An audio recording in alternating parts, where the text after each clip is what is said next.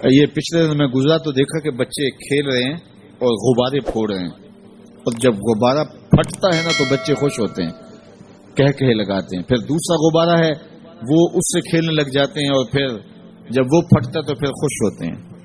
تو میں ذرا رک گیا اور اس منظر کو دیکھنے لگا، اور پھر میں نے کہا کہ غبارہ پھٹتا ہے تو یہ بچے خوش ہوتے ہیں، لیکن جب ہمارا زمانہ ہوتا تھا، جب ہم بچے تھے تو غبارہ پھٹتا تھا، ہم رونے لگ جاتے تھے، کیونکہ کھیل ہی ختم ہو جاتا تھا. ایک ہی غبارہ ہوتا تھا 5-6 بچوں کے پاس، اور غبارہ پھٹ گیا تو کھیل ختم، تو سارے رونے لگ جاتے تھے.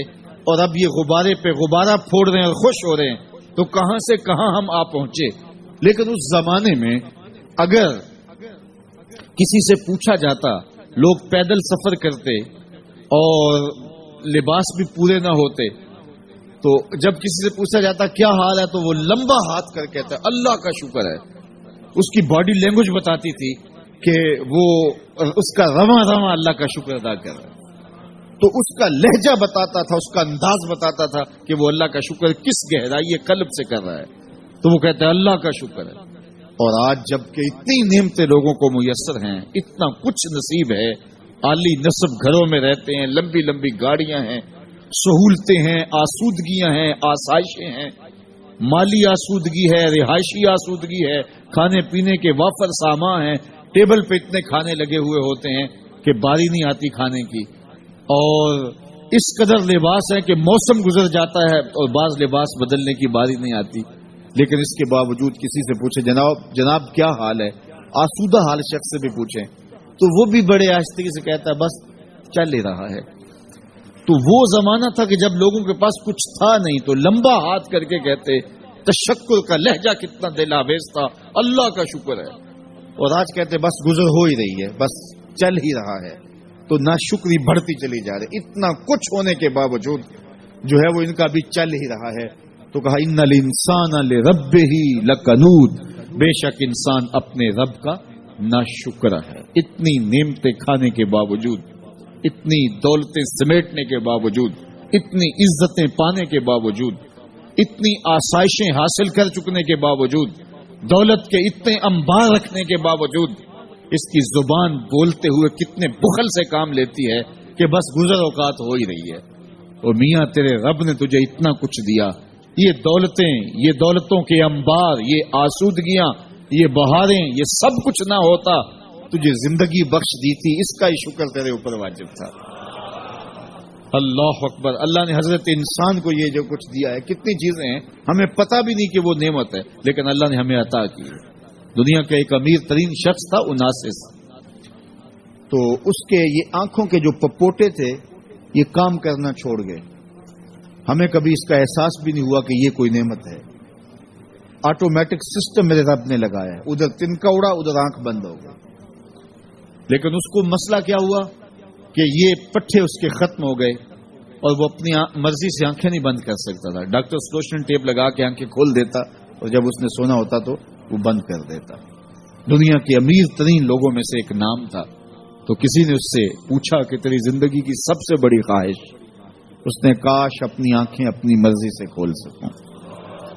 کہا اس کے لیے تجھے کوئی قیمت لگانی پڑے تو کتنے پیسے لگا سکتا ہے؟ کہا ساری دولت لگ جائے، کاش میں اپنی آنکھیں اپنی مرضی سے کھول سکوں. مجھے یہ بتائیے کہ حضرت انسان کو کیا کچھ نہیں اللہ نے دیا. یہ لعاب ہے نا، لعاب ہم روز تھوکتے ہیں، یہ مقدار سے کچھ کم ہو جائے تو بولنے میں دقت، نظام انہضام خراب. یہ جو لعاب ہمارے منہ میں آتا ہے جو ہم تھوک دیتے ہیں، یہ قدرتی گریس ہے جو بولنے میں مدد دیتی ہے، نظام انہضام کو ٹھیک رکھتی ہے. اور اگر یہ لعاب کم ہو جائے مقدار سے تو نظم خراب ہو جائے. اللہ اکبر. تو ہم نے کبھی سوچا کہ یہ بھی نعمتیں ہیں؟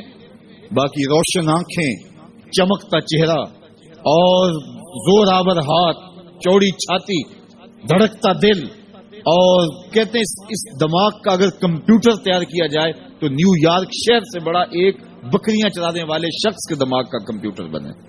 یہ حضرت انسان کو اللہ نے اتنا کچھ دیا ہے، اور پھر اس کو نعمتیں دی، عزتیں دی، جائیدادیں، زمینیں، لمبی لمبی گاڑیاں، عالی نصب پلازے، کتنا کچھ دیا.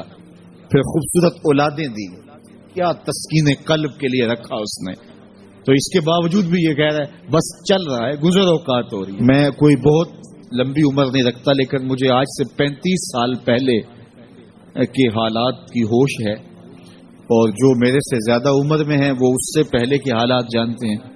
تو میرا بنیادی طور پہ ایک دیہات سے تعلق ہے، تو میں اچھی طرح جانتا ہوں کہ لوگوں کے پاس جو آج کچھ ہے وہ آج سے 35-40 سال پیچھے نہیں تھا۔ بالخصوص دیہاتوں کے اندر لوگوں کے پاس 1 یا 2 جوڑے ہوتے تھے اور انہیں بار بار پہنتے تھے۔ کسی شادی یا بیاہ کے موقع پہ جانا ہوتا تو بعض کا کسی سے وہ لباس یا جوتے مانگ کے لے کے جاتے۔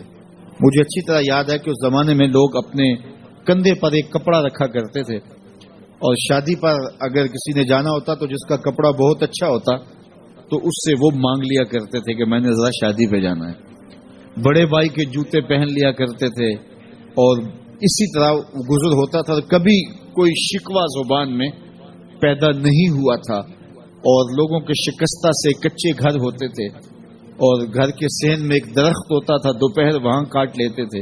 اکثر لوگ دوپہر کا کھانا تیار نہیں کرتے ہوتے تھے، دودھ پی کر کے ہی گزارا کر لیتے تھے۔ صبح کو ناشتہ اور شام کو کھانا ہوتا تھا، لیکن اس کے باوجود اللہ کا شکر کیا کرتے تھے۔